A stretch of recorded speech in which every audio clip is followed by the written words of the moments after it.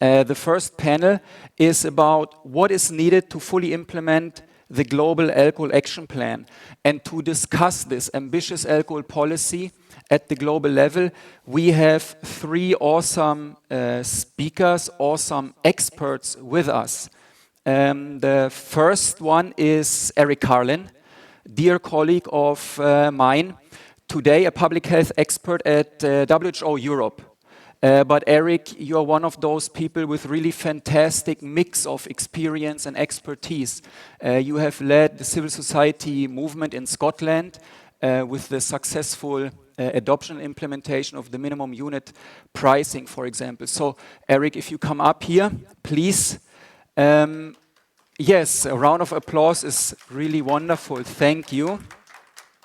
We also have Kristina Sperkova, the president of Movendi International. You are also a member of the board of IOGT-NTO. You are also leading Movendi in Slovakia. So you could be on all panels, Kristina, I was thinking. But if you come up here, please, to discuss with us today the international perspective.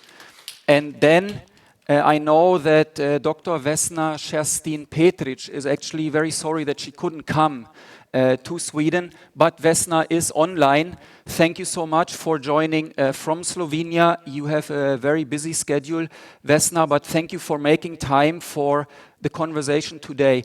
Vesna is right now the chair of the executive board of the World Health Organization and is from the Ministry of Health in Slovenia. And that means, for example, Vesna has been leading world-class tobacco control policy in Slovenia. Vesna is a champion for alcohol policy. So warm welcome to you, Vesna, as well, on Zoom, and Eric and Kristina here. And I think we just get into it. We have a little bit around an hour for the conversation. And the first question I want to ask the three of you is, now it's 1 year since the World Health Assembly adopted the Global Alcohol Action Plan. That was a big achievement in May 2022. Where do we stand today, Eric, Kristina, and Vesna? Where do we stand?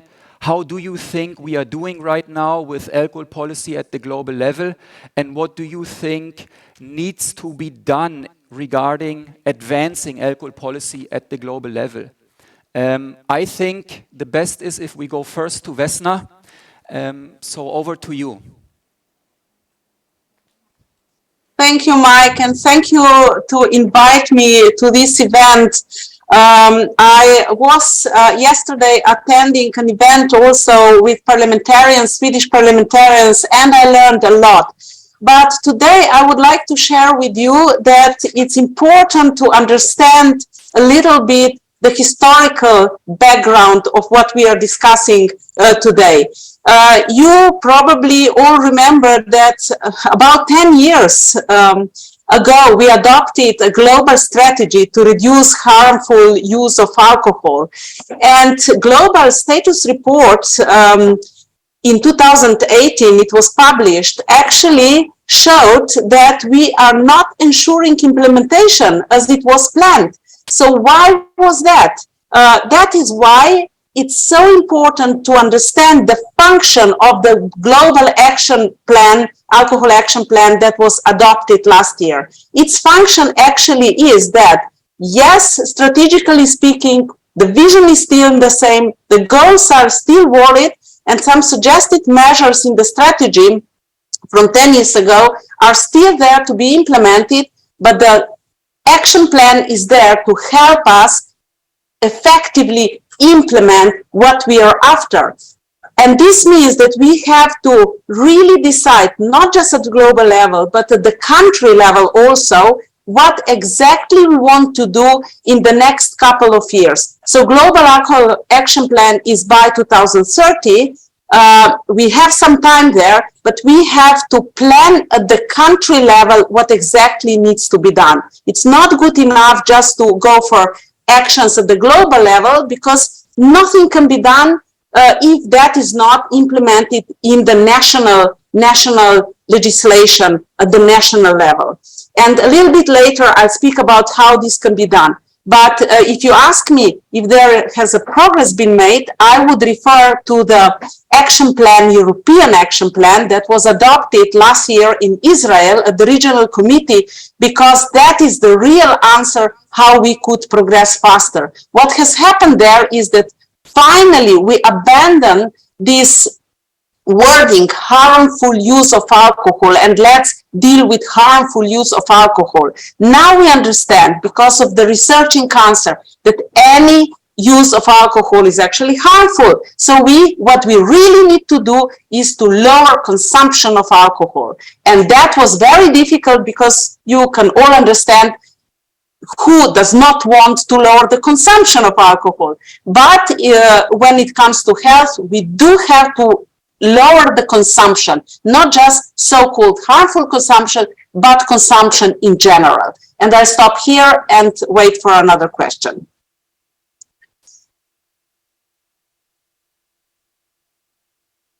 Beginner's mistake. I mute myself. I think that's the practice that we have all experienced on Zoom, speaking while being on mute. Vesna, thank you very much. I think you have outlined already a number of important points that I think we'll pick up, as you said. Thank you also for already highlighting the European dimension and the country dimension. So I think we can all already see how the program fits together and what we want to discuss during the day. Thank you. And as you said, Vesna, we'll get back to some of those points. Eric, over to you for this overall question. How do you, as WHO Europe, reflect on this? What is it that you see in terms of global action? Okay, thank you very much. And can I just, as I start, just say it's really great to be here, and I'm so impressed by the partnership with civil society and parliamentarians and policymakers that this is evidence of, and it's a great model that I really hope that other countries will learn from what you're doing here and do more of it. I just want to say as well, I can't take the credit for minimum unit pricing in Scotland. That was really a kind of partnership of policymakers and researchers and clinicians, including, I can see my colleague Dr. Peter Rice from SHARP and Eurocare kind of online. So, but I think that what we did manage to prove was that the idea that you can't change the narrative in relation to alcohol policy, and that you can't overcome the opposition of the global alcohol industry is not true. With evidence, with commitment, with the right cause, we can actually change policy, and we can kind of reclaim, I think, the narrative in relation to alcohol consumption and harm. So the question that was set was really kind of specifically about kind of the global action plan. I guess one of the things I wanted to say is that we do have a global alcohol action plan. That is actually an achievement.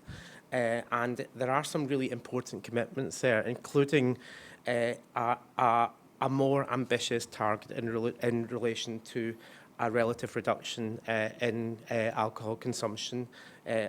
Unfortunately, still using the terminology harmful use of alcohol, but there's still this target there, and it's an improved target, and also targets for numbers of countries to have introduced, enacted, or maintained the implementation of high-impact policies and interventions. Also, for countries to have developed written alcohol plans and national reports. Also, the action plan includes an emphasis on this kind of multi-sectoral coordination, global and regional networking, improving capacity, funding all of these activities, improving health service provision. All of this is there in an action plan, so we're being told what to do. As Vesna actually said in her introduction, though, we need to be doing it. So actually, the priorities for action don't actually change. They haven't actually changed since 2010, although we've learned more since then. But actually, we just need to be more effective about doing it. I also wanted to just say, in other kind of structural issues is we have the NCD, Global Monitoring Framework. We also have the SDG agenda, recognising that alcohol consumption affects at least 13 of the SDG targets. And we also have in the action plan, SAFER is there in the new first action, so really putting an emphasis on implementing these high impact policies. That's really all very, very, very positive. So do you want the negative? You want the negative now? So the starting point was... Bring it on. So the starting point was, I'm very much a glass half full person. So, but this glass is kind of not even half full, to be honest. The starting point is that, and the action plan says, alcohol consumption is deeply embedded in the social landscape of many societies. What that means is that we just accept that alcohol's there and it has to be there, and there's nothing we can do very much about that. The action plan needs to change that cultural belief, and it needs to do that systematically. We need to be raising awareness of the health and social consequences for individuals and families and communities, including harm to others. I was saying to my colleague Florence from Eurocare this morning, when we talk about these figures about 3 million people dying from because of alcohol consumption every year, are we really angry enough? Are we really angry enough?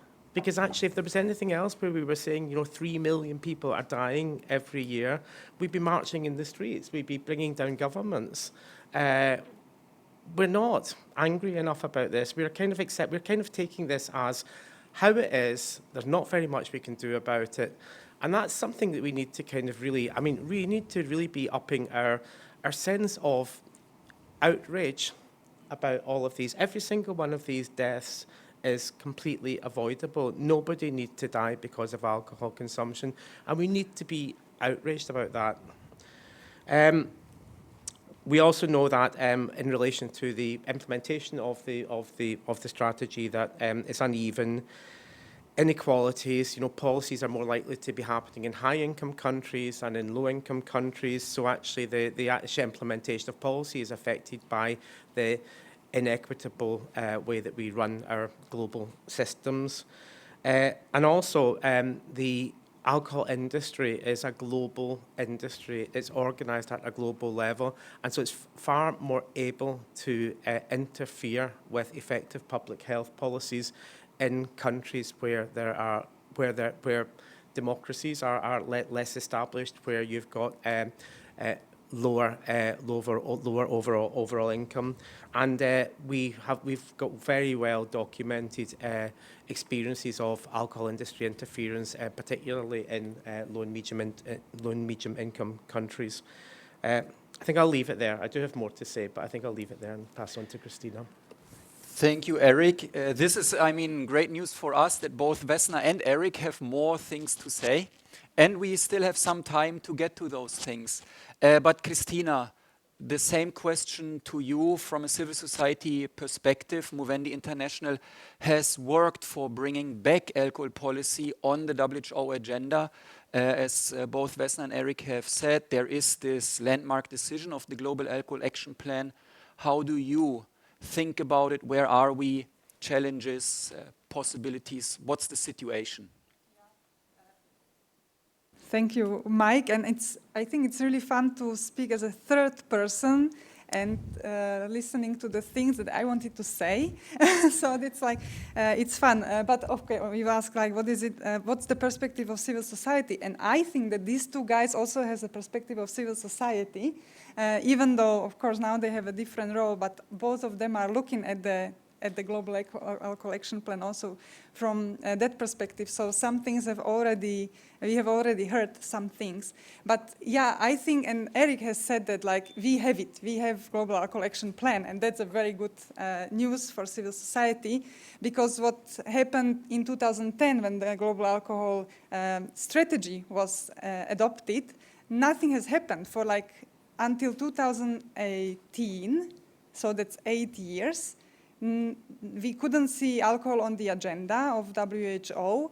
then in 2018, SAFER was launched. So that was the big first thing before that. Before that, alcohol was mentioned within NCDs and sustainable development, it got into the goal number 3. So of course some things were happening, but there's a like separately standing point on the agenda. We couldn't see alcohol. So this is a huge thing that this has happened. I also really, we need to underline that the civil society really played an important role in getting it on the agenda, that the Global Alcohol Action Plan at all came up. And that has been a complicated way, and like finding ways how to, in which point on the agenda of the World Health Assembly, where do we mention alcohol so it actually starts getting discussed. And that was through NCDs, of course. And then it got more attention, and then there was a 2 years long process of getting it, which is very positive. I think like from the also perspective of civil society, that there was a consultation process, back and forth, discussing the drafts. That was really important, because then the adoption went actually rather smooth, right? That we can also say when we met in May 2022, some of you were even there, the adoption was a nice, like a last dot after the process. So I would say that this, from civil society perspective, this is very important. But the sad thing is that, okay, now 1 year has passed. We also had a strategy since 2010, and some things are really still not in place. And for example, tools for governments, how to implement, how to work with alcohol taxation. Single most effective alcohol policy measure, and the governments are lacking guidance how to do it. So, and of course, tools for all the other alcohol policy solutions would be really useful. So that's what we are lacking. And I think that we are still lacking, we have it in the title, the ambitious, how do we say it? How do we implement ambitious alcohol policy? And I am thinking that what we are still lacking, and I really hope that the Global Alcohol Action Plan will help, the ambition in people's minds. So if we want to implement ambitious alcohol policy, we need to feel the ambition. And there I see that we maybe accept the harm. I think that what you said, Eric, was really interesting. Why are we not angry? There is this harm. Alcohol as a risk factor is rising, even though we have this. 3 million dying, people are really losing, families suffering. Why are we not angry? And maybe we even are angry, but the solutions that we are turning to are not the most effective ones. And I think that's a little bit of a conflict of maybe ideology versus evidence. We know what works, we can talk about it, but when we have to move to the implementation, then we are slowing down and turning back to our comfort zones and all that. So I think I could maybe stop here, Maik, at the moment. Thank you, Vesna, Eric, and Kristina, for just, I think, opening lots of different topics, lots of different issues, positive and negative ones. Emil introduced in the beginning that we actually want to have an interactive day here. We have 3 panels. We listen to world-class experts, but we also have world-class expertise here in the room. And so we are using Slido. How is it going with the Slido, Emil? Do we have any question to our panel? Yes, we do, and I hope many more questions come, because it's a very, very interesting discussion. One way, I think all of you touched upon it a little bit, but a question about what do you think the work with the Global Action Plan has taught us about international collaboration when it comes to alcohol policy? So what is it that the work on the Global Alcohol Action Plan has taught us? Maybe Vesna from the country perspective, Eric from the WHO perspective, Kristina from the civil society perspective. Who wants to go first? Vesna, you have been silent the longest now. Would you like to go first? Okay. International cooperation is always difficult, because it's difficult to get an agreement among all the countries. But basically, this process has been quite smooth, as Kristina has said, to adopt the action plan.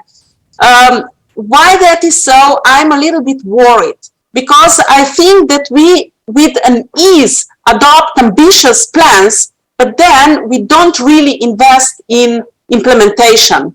And, you know, there we will have to show now if this ambition expressed in European but also global action plan is the real thing, if it was really meant, you know, or we have just another time adopted a paper. So for the successful implementation, what would be needed would be to have structures at all levels. For example, at global level, it has proven to be very unsuccessful because we were left for 10 years implementing the strategy then without real structures that would support implementation. If we look at tobacco control, that is quite different. There was a lot of money invested and there were real structures at the global level. Then at the country level as well, we need structures. We need structures at the ministries of health. We need, you know, to have structures at regional levels also and at local levels that would take care of implementation. So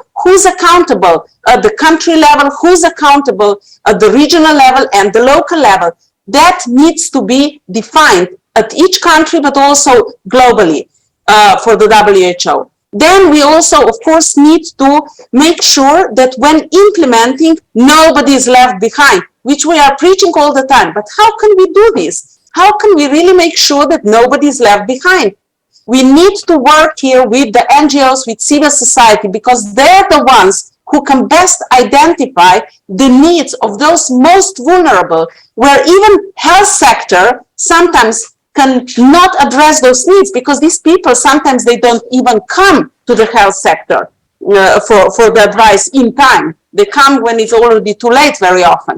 And we need to use the NGOs also to then assure services or assure that people come to services, those most vulnerable. This is where the NGOs are strong, and when speaking of NGOs, is not just speaking of their capacity in advocacy to promote alcohol policy and so on and so forth, but it's also they can be very strong in implementation. So there, I think we need to focus in each of the countries and be accountable then, and we need to monitor progress. We are not very good in monitoring and comparing countries, you know, in their progress. This needs to be done if we want to ensure that, you know, countries and their governments are really ambitious in this area. Thank you, Vesna. And as Kristina has said, the process to get to the Global Alcohol Action Plan took 2+ years. So I think we can hear from Vesna how deeply Slovenia has thought about these things. So to answer the question from the participant that Emil shared, collaboration is possible, but not always easy. We need to combine the ambition that Luca spoke about with action as well. And to facilitate action, we need infrastructure at all levels for different parts to come together, including civil society, as Vesna has said. That facilitates accountability and that facilitates also monitoring. So thanks. These are awesome lessons that you have learned and reflected on, Vesna, through the work on the Global Alcohol Action Plan. Maybe I don't go to you last now, Kristina. What are the lessons from your perspective? I would say that one important lesson is that also small countries matter. Like what we have gotten, that we have gotten the Global Alcohol Action Plan, that was thanks to Estonia bringing it in, Slovenia then really driving the issue. So I think like that's really important to see that also the persistence in the smaller countries was incredibly important. And then it's really what also Vesna was saying, and then you have summarized. This is about repeating and not giving up and doing things because more and more than countries joined. So that's also like going as a role model or maybe inspiration to other countries, because this is also what we have understood also through the Global Alcohol Action Plan process, but also before, that there are countries that care for these issues. They feel bothered by the issues. They really care that the people in their countries are suffering, but they do it on their own.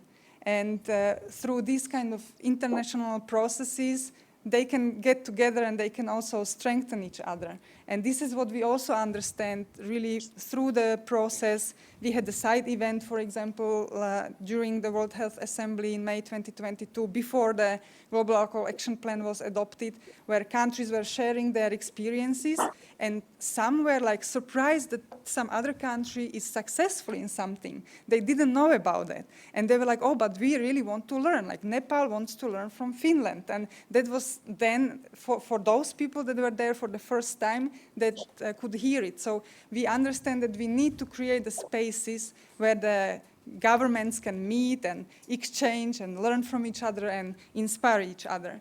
And another thing that I would add from the civil society perspective is what we need to do is to focus much more also on what do we want and be very concrete with what we want. We have our principles and we understand that the free alcohol policy best buys, that's what we are advocating for. But now we need to get really deeper into the business and really understand what is it, what do we want, what are the structures, how do we want to achieve this. What I have noticed, maybe that's some kind of like maybe a warning signal. Sometimes we tend to fall into the conversation about the industry, alcohol industry. And of course, this is a huge thing and we need to monitor the industry, expose the industry, push them out from the public health policy making. But sometimes we are very much focused on the industry and that we don't want them, and we are very little focused on what do we want actually, and not with industry, but with other things when it comes to alcohol, other alcohol policy solutions. So, yeah, I can stop there maybe. Thank you, Kristina. I think this point that you raised, that countries there are countries that want to address alcohol policy because they want to protect their population from alcohol harm, but they are lacking the knowledge of where are the best practices, and once we bring them together, we facilitate this. So this kind of learning, I think that is also interesting then from a WHO perspective or from a government perspective, like how can this be improved? But Eric, for this global process that you have also then taken further regionally, what are the lessons that you have learned the last many years? You have done consultations with member states in the region here. What can you share with us? So much. Great.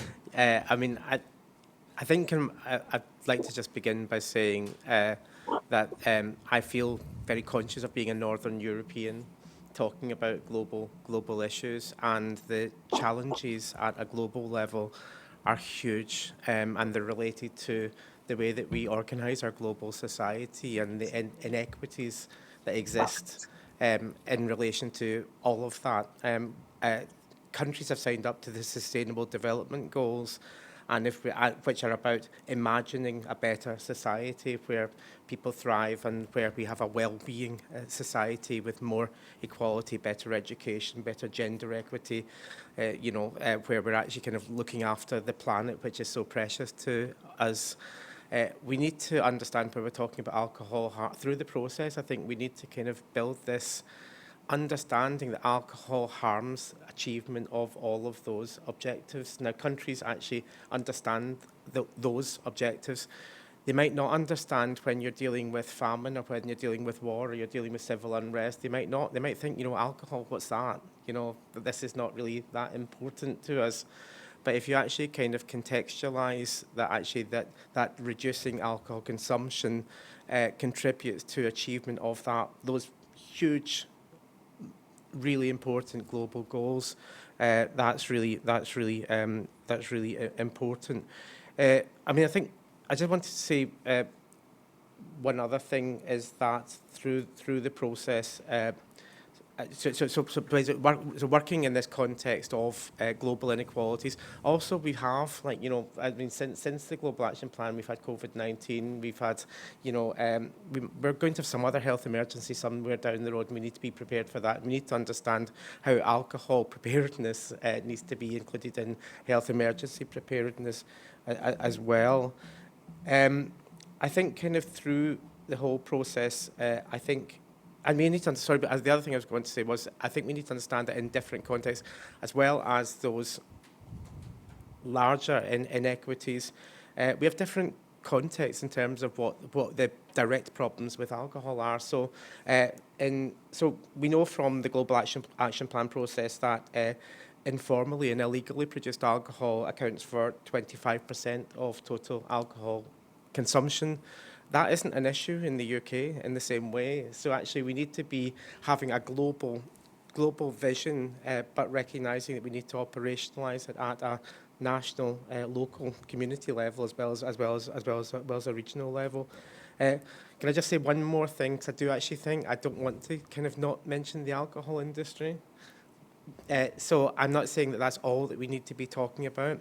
We need to be talking about our vision, and our vision should be related to the Sustainable Development Goals. But we do have to recognise that the alcohol industry is a well-organised, well-financed, well-resourced industry that operates at a global level, and its intervention and its interference with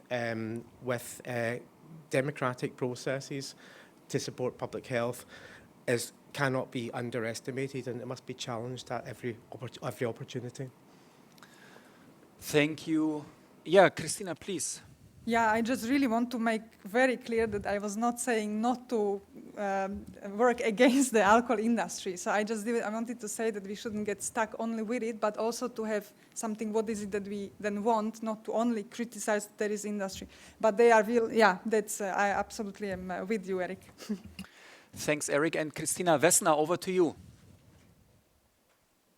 Yes, I cannot, not say something on the industry. Industry is there. It's legal, and they are doing their job. They want to increase the sales. That is what they are after.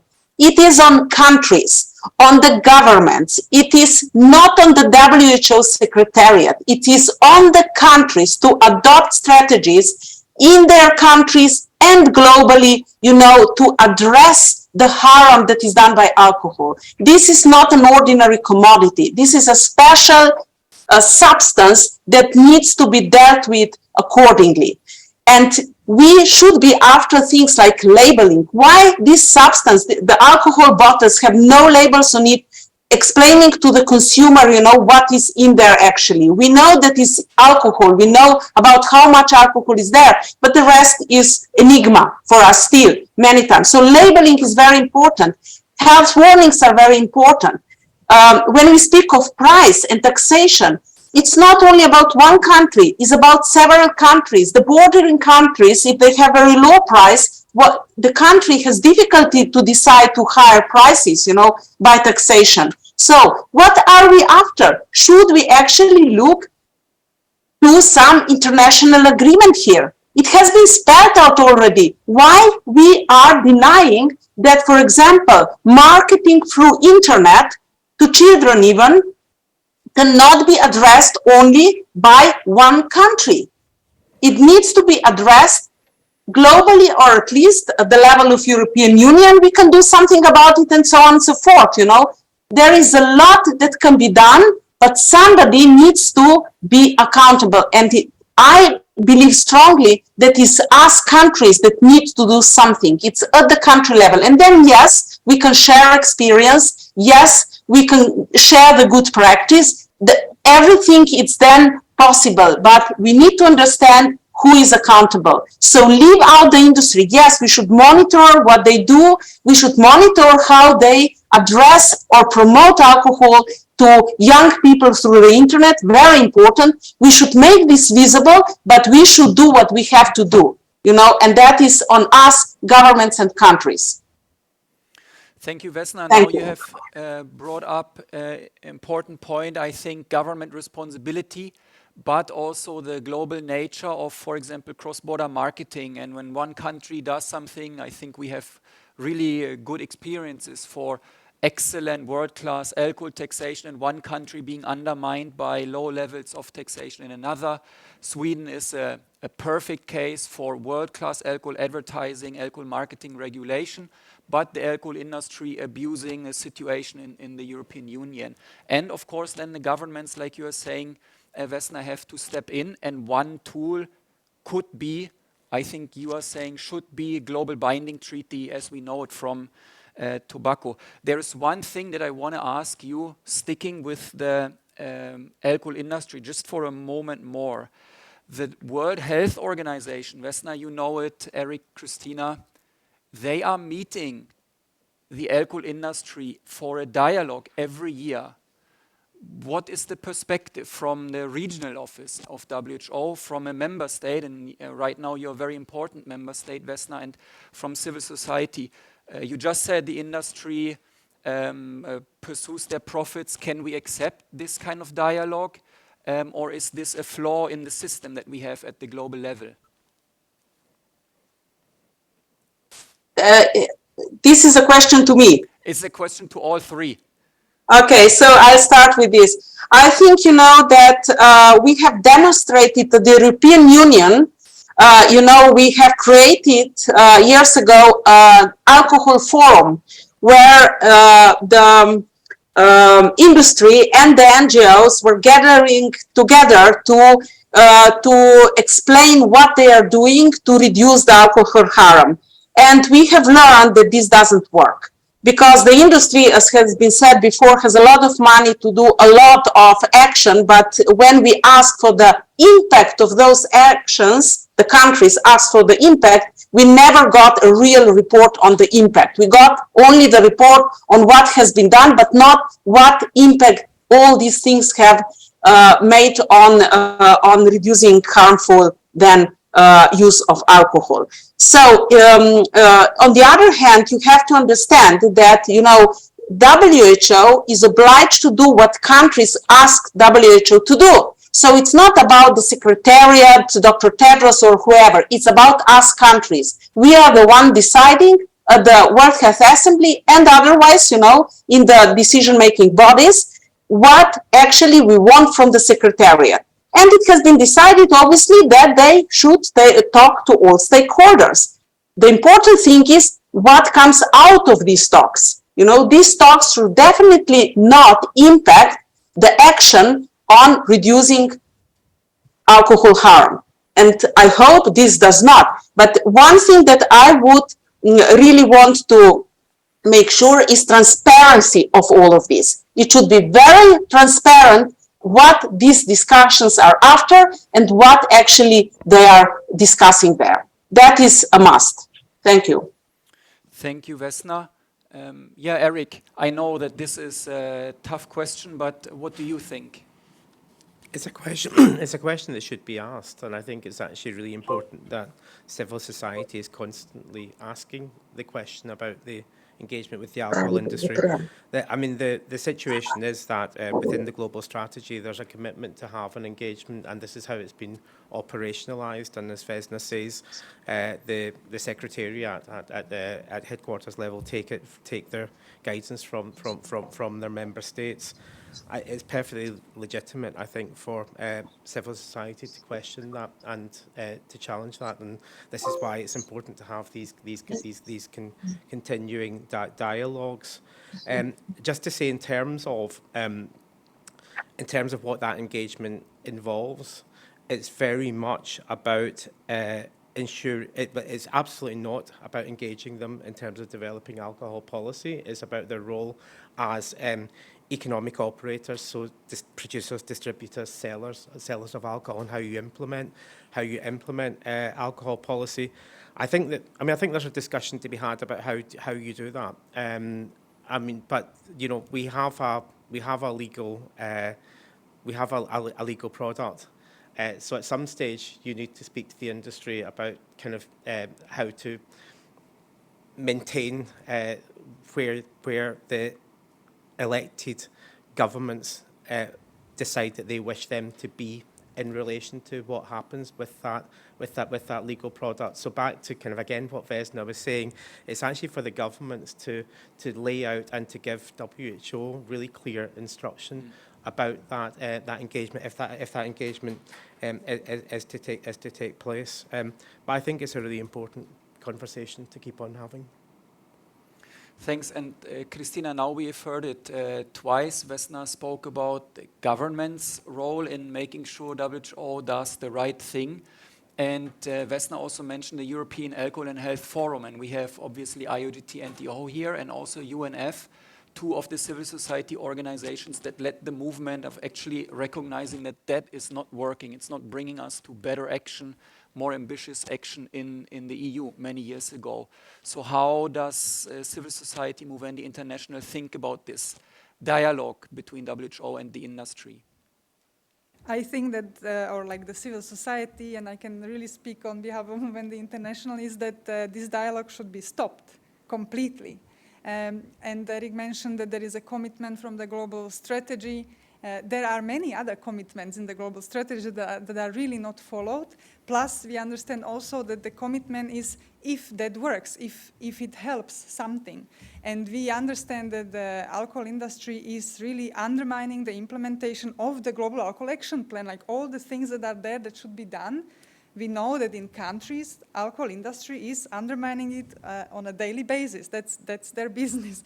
So this dialogue doesn't have the meaning that it had when the Global Alcohol Strategy was written and the idea that was behind the dialogue. So from the experience also with the Alcohol and Health Forum, and it's just that it really doesn't make any sense to have it, and this dialogue should be stopped. Of course, Eric. Yeah, I just want to add something. So from a personal perspective, I was a leader of an NGO kind of as part of the walkout from the European Alcohol and Health Forum. So I do have sympathy, empathy with the notion that the alcohol industry operates against public health interests, and certainly did that pretty consistently through that forum. That was my experience. I think also to say from WHO Regional Office for Europe's perspective, we have heard consistently from our member states that one of the biggest challenges that they have is overcoming industry interference with their activities and conflicts of interest in terms of how governments actually operate with industry. So we are hearing these messages really strongly from our member states, and we are taking action to support recognising and managing conflicts of interest and preventing interference with public health interests. Thank you, Vesna, Eric, and Kristina. I'm really enjoying this conversation. I think we are unpacking some of the gaps, the challenges in the Global Alcohol Action Plan. But of course, as also Kristina has said, we have seen that that is a landmark achievement. It puts us on a better footing. Emil, over to you. How is it going with the participants in the room and on Zoom? Are they using Slido? Yes, we're happy, and there are interesting questions coming in, I would say. So one is touching a lot on what you just talked a lot about. There's someone asking, maybe it's time to talk about a framework convention on alcohol, so countries can be accountable for implementation of necessary actions. I think that's, of course, also related to industry. And then another question was also interesting, I think. It's what structures are needed to allow governments to share expertise in policy. For instance, legal expertise to advance labeling actions needs to share capacity. So those are two questions to that the audience want to know the answer to. Great, thank you, Eric. Thank you, Emil, and thanks to the participants who raised that. So we have two questions. One is building on what Vesna already brought up. If you guys, I leave it open now, if you want to speak to the need for a global binding treaty, this kind of regulation. And then the second point, I think that's very interesting. What is needed in terms of facilitating better best practice sharing, inspiration sharing among countries? So the floor is open for our three speakers. Kristina, maybe you want to start? We can maybe start with one question and then go to the other one. It's free for you, yeah. I will not address both at the same time, but I would like to address both. Noted. Great. So how much time do we have? So yeah, the framework convention on alcohol control or something similar, yes, please. So we really need it. We hear it every time, especially when we talk with the tobacco control advocates, like there is a huge difference with having the document in place, having the government, like of course, the whole process leading to the document was really important. Like, that's where lots of insights and understanding happens, and then acceptance of what is working and that we have to implement it. So we really, the Global Alcohol Action Plan process was very small process compared to that, just like to start, like, facilitate some kind of understanding. But we really need the framework to get the policies in place. What is also very interesting is that there are some other already existing frameworks that can help us on the way. So that is really important to say, from Child Rights Convention to Women's Rights Convention. So there are things that we can use as a hard law to start implementing alcohol policy. But I don't think that's enough. And of course, they are spread all over. So we would really need one compact package that addresses this issue. And also, of course, with it comes the whole infrastructure that we need. And now I could continue talking, but I will wait for others, and then we can get to the infrastructure. So the second question. Thanks, Kristina, for this impulse control. Eric. Impulse control. Yeah. Yeah, I mean, just in our consultations at WHO Regional Office Europe level, both in the consultations on the Global Action Plan and also on the Framework for Action on Alcohol for Europe, we heard consistently that there was a need for internationally legally binding instruments. So we're hearing that very strongly from many of our member states. I'm not sure if it's a framework convention. I don't think that we've got down that line, but I think kind of what our member states are saying is it's easier for us to operate with clarity, both in relation to public health objectives, but also in relation to relationships with the industry, because we have the framework convention there, and that's far more challenging in relation to the alcohol industry without internationally legally binding instruments. So yes, we're hearing that very, very, very strongly from our member states, which is where we take our guidance from.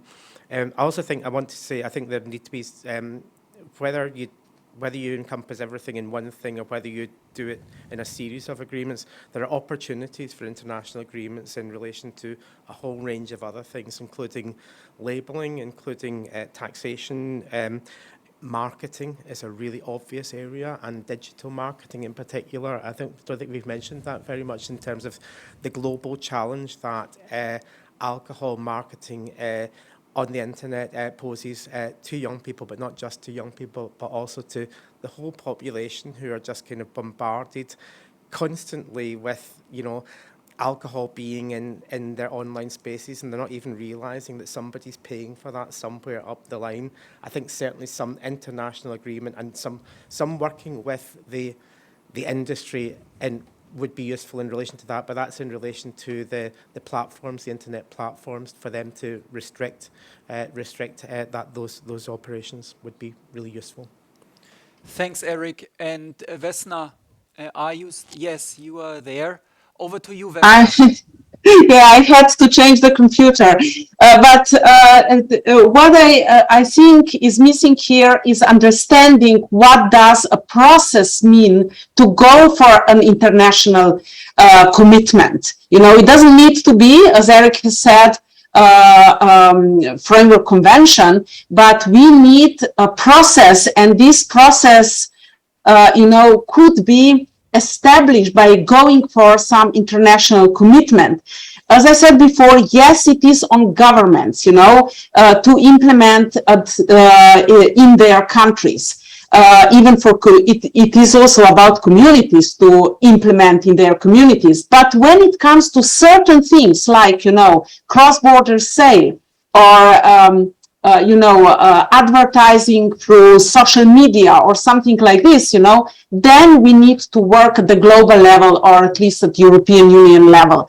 And there we need some agreements. And that process would also help to raise awareness to the importance of alcohol, of a strong alcohol policy. That was what has been done through implementation and all the process of the adoption of framework convention. And this is what we are missing, because we all agreed before, we had a strategy for 10 years, but not much has happened. And even at the WHO level, it was very difficult to put it on the agenda each year of the World Health Assembly to discuss it appropriately. If we would go for a kind of a process for some international agreement, that would make sure that we are discussing it continuously until we get where we want. But I have to tell you, even in tobacco control, it still is a process. We still have to monitor all the time what the tobacco industry is doing to adapt our legislation to all the new products and the ways of, advertising, not always tobacco products, but tobacco use, for example, and the use of all the new products that they are inventing. So we have to,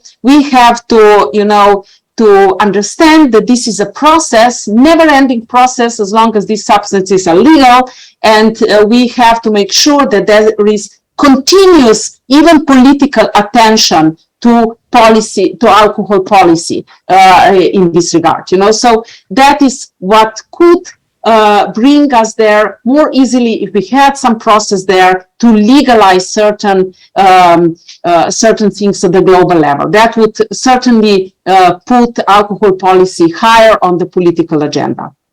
Thanks, Vesna. I think you make at least two important points here, that one process might lead to another because countries come together, we have space to discuss, learn from each other.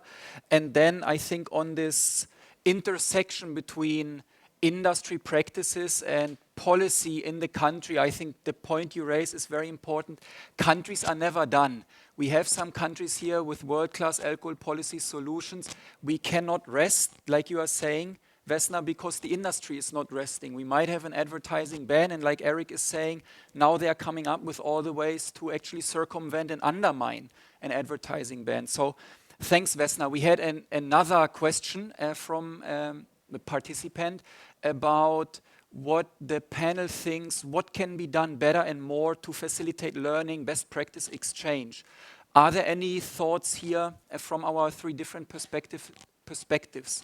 Briefly, please. Kristina.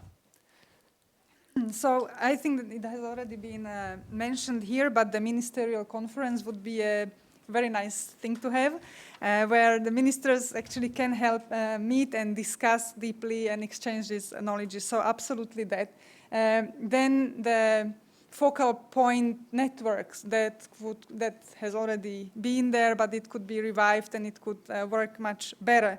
Then on also national level, we would need to have some mechanisms where the different ministries meet and process the alcohol harm in the country from their different perspectives. So not only from health perspective, of course from the economic perspective, as we heard yesterday in the panel a lot, but environmental, child rights, women's rights, so really different. So that would be really important. And some kind of round tables also on national level, so not only where the ministers meet, but then really the broad, like very many different actors can come in and discuss it, and of course something similar also on the international level. So I have those four at the moment.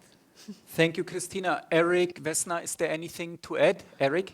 Yeah, ministerial conference is a really interesting idea.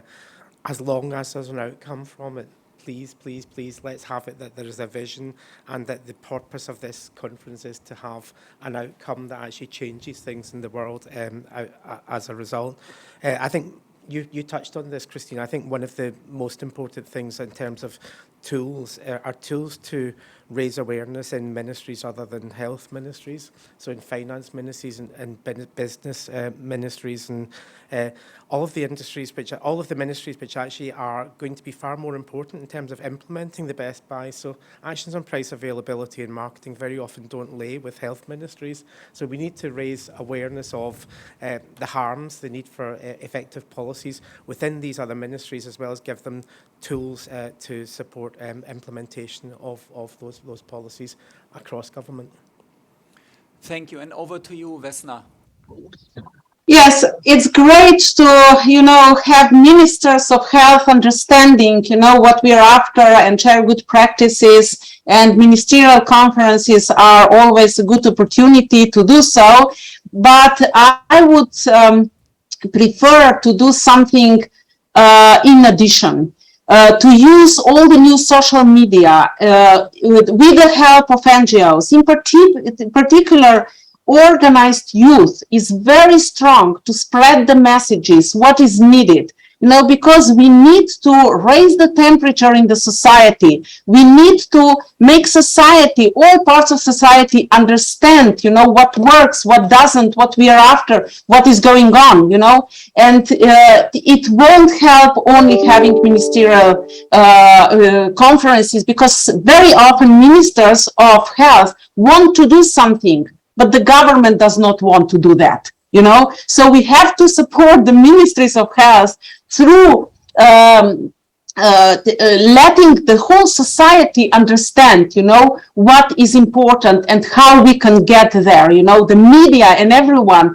And very often this is very well done by the NGOs. And as I said, particularly by organized young people. They are going very strong. There is a youth health organization, and actually this was started in my own country, but now there are 43 entities, 43 countries with their organized youth participating, and they're going strong also at the WHO. There is a potential to spread the message, to make sure that this gets high on the political agenda of governments, not only ministers of health. Thank you. Thank you, Vesna. And with this, I think we are at the end of this panel. I hope everyone agrees. I have one final question, and to Eric, Kristina, and Vesna, with the hope for a quick reflection, key message, something like that. We are, as everyone can see, discussing the 3 levels of alcohol policy, ambitious alcohol policy. Eric, Kristina, and Vesna, after the short break, we will discuss the European dimension and then later the Swedish dimension. What would you like to send with us to these panels, either Europe or Sweden? Is there anything that you want to bring up in these panels? Just a key message. Who's ready to start? Eric, great. Yeah, I'll say very quickly, urgency, that we need to move quickly, but also the importance of partnerships at global, regional, national, and importantly, as Vesna said, at community level, to change the narrative and to reinvent our societies. Thank you, Eric. Who's next? I'm looking at you, Vesna or Kristina. Yes. I would suggest that in the discussions, you should speak less about why we should do it, cancer and all this, what we should do it, the best advice and all this, but focus on how we can really make it done. This is very important, because then the discussions become very difficult, but then also very innovative solutions come out of those discussions. How we can do it to get the best buy right and to actually counteract to all these harms that alcohol is representing to our societies. Thank you, Vesna. And Kristina. I don't know whether I have a question, but I have a reflection, and I would say that, Eric, I think you have mentioned it today or maybe yesterday, but there is 1 million people dying because of alcohol in the European region, and that's the most in the whole world. So Europe has a really huge homework to do. At the same time, we also see the WHO Europe is really doing great job. Like, it's really leading, changing the narrative, as you have already mentioned, pushing out different studies and reports, and that is really important. So my reflection is that Europe needs to continue leading this work and being the role model also for the other regions, and we are there to support you, and everyone who will be then also discussing the European panel. So thank you, Kristina, for this reflection, Vesna, for your key message for the next panel, and Eric as well. We ask the question, what is needed to fully implement the Global Alcohol Action Plan? I even think these 3 key messages, they really help, but I have 9 points. One point is the place of alcohol policy. That's what Eric is saying. Alcohol is an obstacle to development. Alcohol policy really benefits many policy areas, not just health. So the place of alcohol policy, disrupting narratives, making sure that the society understands what the harm is really about and what the potential of policy really is. Changing the alcohol norm. I would have liked to go more into this, but I think, Eric, one of the initial points you made are about this. Counteracting the alcohol industry, exposing conflicts of interest and keeping track of what the industry is doing to consistently undermine good policy. That is 3. 4 is infrastructure, structure for action that Vesna talked about, and concrete initiatives that lead to cross-border collaboration, for example. We have ambition in imagining and concrete solutions for alcohol policy. So really country-specific, localized. We have, Vesna said this earlier, making sure we have strong accountability and monitoring systems and measures. We discussed the global binding treaty and that one process can lead to another, and so we also need to take those steps. And last but not least, I like this, Vesna, raising the temperature, increasing the recognition among society to get this way to policymakers. So I think 9 really strong points of what is needed to fully implement the Global Alcohol Action Plan. And with this, thank you, Vesna in Ljubljana. Great to have you with us. Thank you so much, Eric. You actually continue on the panel. That will be fantastic. And Kristina, thank you very much as well. Thanks also to the participants for the Slido questions. Now we have a short break. We switch the panel, and then we'll discuss the European dimension. Thank you, everyone.